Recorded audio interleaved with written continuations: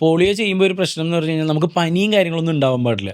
പനി ഉണ്ടെങ്കിൽ അത് കാരണം നമുക്ക് കൊറോണ കുത്തിവെക്കുന്ന പോലെ തന്നെയാണല്ലോ ഇത്, പോളിയോടെ തന്നെയാണ് ആന്റിവൈറസ് ചെയ്യുന്നത്. അപ്പൊ അങ്ങനെയാണ് 1 വയസ്സിലാണ് എൻ്റെ കാല് ഇങ്ങനെ ഇപ്പോഴത്തെ അവസ്ഥയിലേക്ക് അതുവരെ നടക്കുന്ന കുട്ടിയായിരുന്നു ഞാൻ.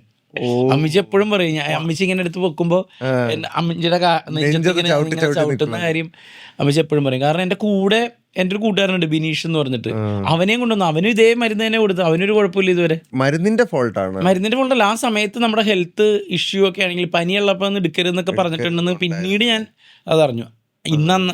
ഇന്നത്തെ കാലത്താണെങ്കിൽ അത് വൈറലാണ്, പ്രശ്നമാക്കിയാണ് ആളുകൾ. പിന്നെ ഇന്നത്തെ കാലത്താണെങ്കിൽ ആ എടുത്തവരും നിന്നവരും അടുത്തൂടെ പോയവരും ഒക്കെ കയറിപ്പോയേനെ. കാരണം ഈ അന്നെന്ന് പറഞ്ഞ പാവം നമ്മുടെ വിദ്യാഭ്യാസം ഇല്ലാത്ത അച്ഛനും അമ്മയും ചിന്തിക്കണം എന്താണെന്ന് പറയുമോ, അവരുടെ വിധിയായിട്ടും അവർക്ക് ദൈവം തന്ന ശിക്ഷയായിട്ടൊക്കെ ആയിരിക്കും അവര് വേണമെങ്കിൽ വിചാരിക്കുക. ഞാൻ പിന്നീട് അത് ആലോചിച്ചിട്ടുണ്ട്. അങ്ങനെയൊക്കെ സംഭവിക്കുമ്പോൾ അവരൊക്കെ ഒരുപാട് വിഷമിച്ചു. അത് ജീവിതാവസാനം മുഴുവനല്ലടാ അവരുടെ വേദന. ഇപ്പം നമ്മളിവിടെ നിന്ന് ഇരിക്കുമ്പോഴും അമ്മച്ചി ഇപ്പം വീട്ടിലുണ്ടെങ്കിൽ അമ്മച്ചി ചിന്തിക്കണം അവന് കാലുവേദന ഉണ്ടാവോ എന്നുള്ള ഈ വേദന. പിന്നെ ഏറ്റവും ഞാൻ അന്ന് നമ്മുടെ മെമ്പർഷിപ്പിൽ തന്നെ ഒരു ചേച്ചിയോട് പറഞ്ഞില്ല, ഏറ്റവും ക്ഷമയുള്ള പ്രിഷ്യസ് ആയിട്ടുള്ള ആളുകൾക്ക് മാത്രമേ ദൈവം അങ്ങനെ ഡിസേബിൾ ആയിട്ടുള്ള കുട്ടികളെ കൊടുക്കുള്ളൂ. കാരണം അത്രയും പേഷ്യൻ്റ് വേണം അവർക്ക്.